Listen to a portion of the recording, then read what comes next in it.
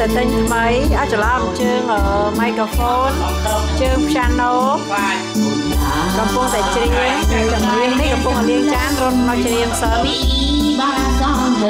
ហើយចំណែកអ្នកលេងភ្លេងវិញដើរទៅរកអ្នកច្រៀងទេទៅអ្នកសលេងច្រៀងព្រោះតន្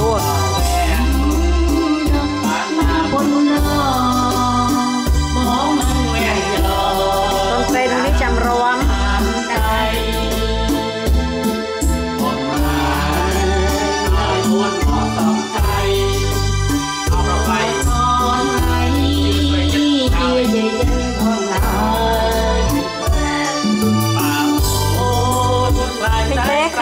តាអ្នកលេងភ្លេងហ្នឹងរូបថតនៅជញ្ជាំងនោះតើស្អាតទេ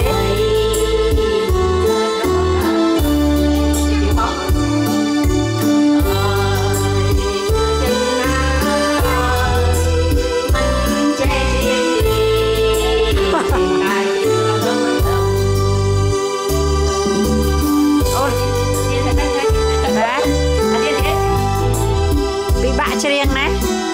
ច្រៀងមិនចាញ់អ្នកលេងភ្លេងព្រោះ